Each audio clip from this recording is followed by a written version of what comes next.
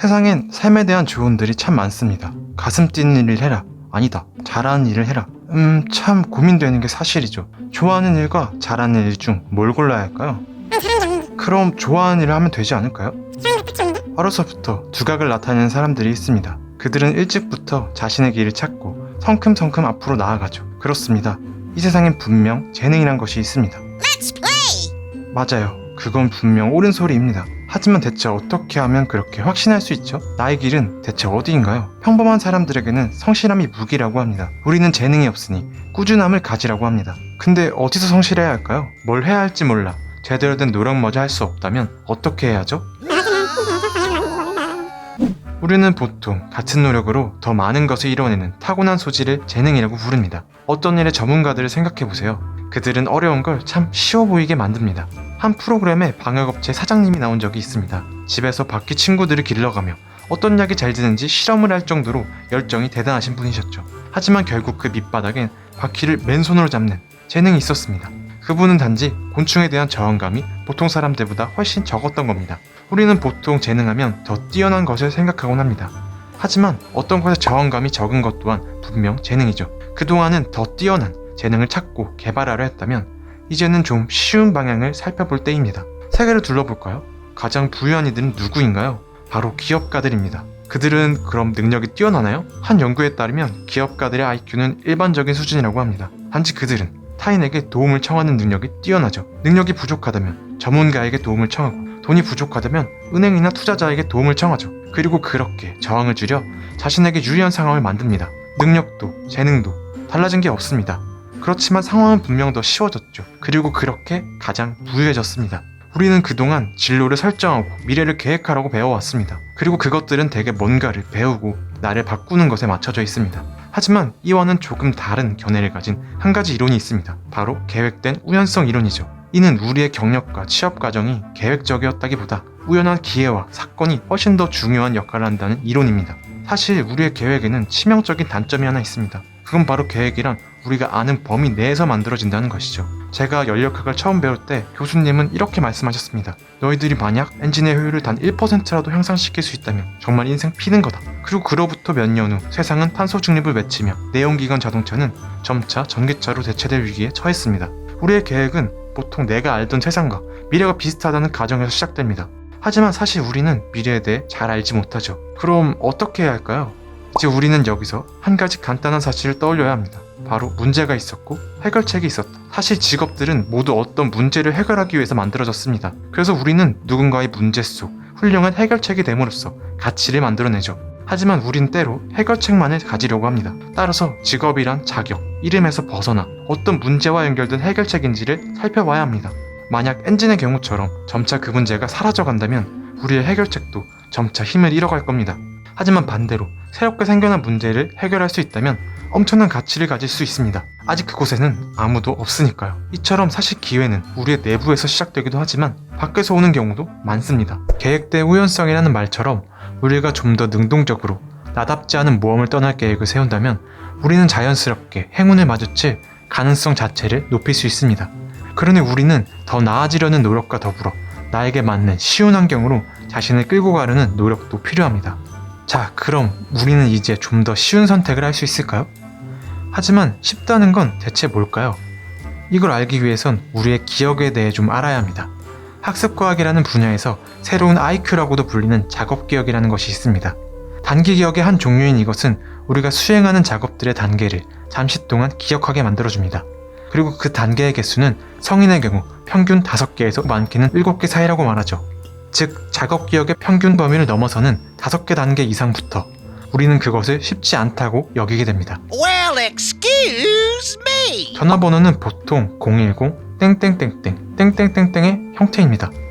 근데 이건 왜 이렇게 생겼을까요? 우린 긴 숫자들을 외울 때 자신도 모르게 여러 덩어리로 나누어 말하곤 합니다. 보통 짧게는 3개, 그리고 많게는 5개까지 묶어서 기억합니다. 그리고 우리가 이렇게 하는 이유는 작업 기억의 과부하를 막기 위해 숫자를 하나의 인위적인 단위로 묶어 기억의 단계수를 줄인 겁니다. 따라서 여기서 중요한 사실이 있습니다. 이 단계는 단순한 숫자의 단위가 아닙니다. 우리가 부여한 의미의 단위이죠. 그래서 우리는 무작위한 숫자나 영어보단 의미가 이해되는 패턴이나 단어를 더 잘 외웁니다. 따라서 애플은 5개의 철자로 이루어졌지만 1개의 의미 단위로 여길 수 있죠. 즉 쉽다는 건 5개 이하의 의미 단위를 가진 복잡하지 않은 것입니다.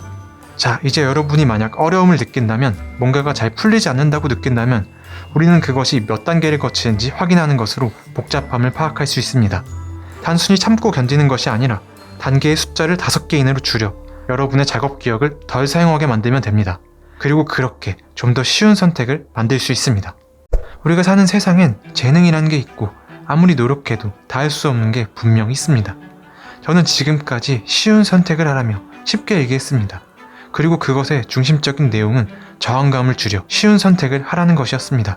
재능은 특기만을 말하는 게 아니라 저항감이 적은 것도 포함된다고 했고, 기업가들처럼 다른 사람들에게 도움을 청함으로써 자신에게 쉬운 환경을 찾으라고 했죠. 또 나를 잠시 내려놓고 사람들이 바라는 것, 그리고 어떠한 문제가 새롭게 만들어지는지 좀 알아볼 필요가 있다고 했습니다. 그리고 마지막으로 작업 기억을 통해 복잡하지 않은 것이, 즉 쉬운 것이라 말했죠. 하지만 여기서 꼭 말씀드려야 할 게 있습니다. 우리는 결국 자신이 가치 있다고 생각하는 것을 위해 살아갑니다. 우리가 노력하고 재능을 찾으려고 하는 것도 결국 그래서이죠. 참고 견디는 인내와 세상을 바꾸려는 노력은 그런 의미에서 매우 중요합니다. 실제로 우리의 행복은 스스로의 삶을 통제한다는 감각과 가장 많은 관련이 있다고 하니까요. 더 쉬운 것, 다른 사람이 바라는 것만을 쫓으면 그 속에서 나는 점점 희미해질 겁니다. 쉽게 성공할지는 모르겠지만 나의 행복에선 점점 멀어질 겁니다. 따라서 우리는 자신을 지키면서도 또 적당히 내어주는 것을 배워야 합니다. 앞서 우리의 가치는 결국 누군가 얼마나 필요하는가에 달려있다고 했습니다. 그리고 이를 단순히 표현하면 무엇을 얼마나 선호하는가라고 말할 수 있죠. 예를 들어 저는 소고기보다 돼지고기를 더 선호합니다. 따라서 같은 양의 삼겹살과 소고기 등심을 바꾸자고 한다면 얼마든지 바꿀 수 있습니다. 또 그게 만약 랍스터라면 저는 감자, 새알과도 바꿀 수 있습니다. 그리고 이 제안을 받은 소고기와 랍스터를 더 선호하는 사람이라면 환호하며 저와 바꾸려 들 겁니다. 또 어쩌면 저에게 감사하다고 말해줄지도 모르죠. 이렇게 우리는 때로 자신의 가치에 맞춰 세상을 바라봅니다. 나에게 중요한 건 다른 사람에게도 중요하다고 착각하곤 하죠. 저는 소고기를 바라면서도 참는 것이 아닙니다. 저에겐 돼지고기가 더 중요할 뿐이죠. 자, 이젠 여러분의 차례입니다. 여러분은 어떤 것을 더 선호하시나요? 그리고 어떤 것을 내어줄 수 있나요? 우리는 모든 것을 가질 수는 없겠지만 그렇게 나에게 필요한 것, 중요한 것은 지킬 수 있습니다. 끝으로 우리는 더 많이 도전할수록 더 많은 실수를 저지를 겁니다. 하지만 결과가 어찌되었건 여러분의 노력은 분명 누군가에게 도움이 될 수 있습니다. 우리는 성공 사례에서 더 효과적인 방법들을 배웁니다. 그리고 그와 반대로 잘 되지 않은 경우를 통해선 실수를 줄이는 법을 배우죠. 그러니 누군가에게 여러분의 실수를 말하면 그건 성과가 됩니다. 그리고 그런 의미에서 계획이란 정말로 우리의 경험담 그 자체가 될 수 있습니다. 원하는 걸 얻기 위해 내가 만든 하나의 이야기이죠. 내가 무엇을 바라고 왜 이런 목표를 세웠는지, 어떤 실수를 예상했고 실제 결과는 어땠는지, 우리는 그것을 기록하고 남김으로써 더 쉽게 접근할 수 있습니다. 우리가 다른 사람을 통해 배우듯 나의 경험들을 가져올 수 있고, 무엇보다 힘든 순간 할 수 있다고 스스로를 믿는 증거가 됩니다. 따라서 계획은 미래를 위한 막연한 준비가 되어선 곤란합니다. 내가 겪을 수 있는 장애물과 실수에 대한 예상, 그리고 직접 겪으며 얻은 작은 통찰들이 적힌 나만의 세상 공략집이 되어야 하죠. 그리고 그렇게 된다면 알 수 없는 내일이 아닌 바로 지금, 현재를 잘 살기 위한 유용한 도구가 될 겁니다. 할 수 있다, 하면 된다. 저는 여전히 이 말에 전적으로 동의하지 못합니다. 하지만 스스로조차 할 수 없다 말하면 정말 해낼 수 없습니다. 우리는 나답지 않다며 해낼 수 있는 것조차 포기해버릴 테니까요. 많은 저항들 속 내가 할 수 있는 작고 쉬운 것들을 찾아 작게 도전하다 보면 적어도 오늘은 바꿀 수 있을 겁니다. 그리고 우린 그저 그렇게 할 수 있는 것을 하면 됩니다.